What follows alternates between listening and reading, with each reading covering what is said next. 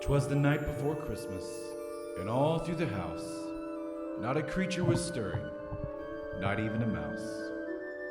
The stockings were hung by the chimney with care in hopes that St. Nicholas soon would be there. The children were nestled all snug in their beds, while visions of sugar plums danced in their heads. And Ma in her kerchief, and I in my cap, had just settled down for a long winter's nap.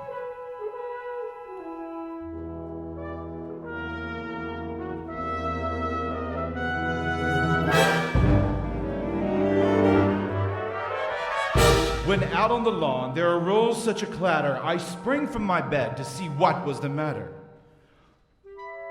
Away from the window I flew like a flash, tore open the shutter, and threw up the sash.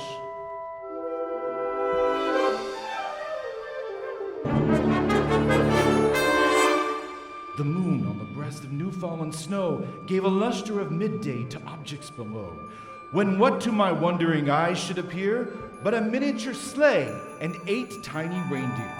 With a little old driver so lively and quick, I knew in a moment it must be Saint Nick. More rapid than eagles, his coursers they came, and he whistled and shouted and called them by name. Now Dasher, now Dancer, now Prancer and Vixen, on Comet, on Cupid, on Donner and Blitzen.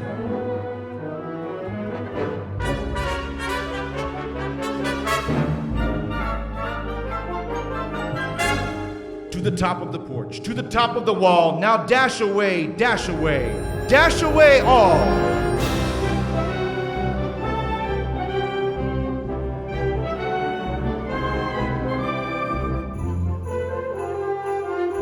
As dry leaves that before the wild hurricane fly, when they meet with an obstacle, mount to the sky. So up to the housetop the coursers they flew, with a sleigh full of toys, and St. Nicholas too.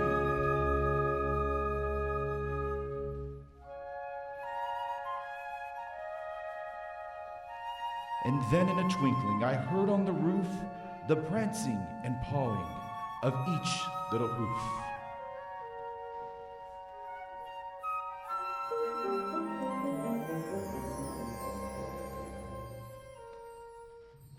As I drew in my head, and turning around, down the chimney St. Nicholas came with a bound.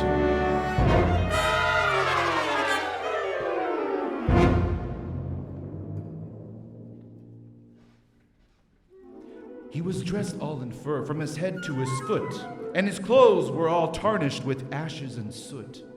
A bundle of toys he had flung on his back, and looked like a peddler just opening his pack. His eyes, how they twinkled, his dimples, how merry. His cheeks were like roses, his nose like a cherry. His droll little mouth was drawn up like a bow, and the beard on his chin was as white as the snow. The stump of his pipe he held tight in his teeth, and the smoke it encircled his head like a wreath. He had a broad face and a little round belly that shook when he laughed like a bowl full of jelly. He was chubby and plump, a right jolly old elf, and I laughed when I saw him, in spite of myself. A wink of his eye and a twist of his head soon gave me to know that I had nothing to dread. He spoke not a word, but went straight to his work, and filled all the stockings, then turned with a jerk, and laying a finger aside of his nose, and giving a nod, up the chimney he rose. He sprang to his sleigh, to his team gave a whistle, and away they all flew like the down of a thistle.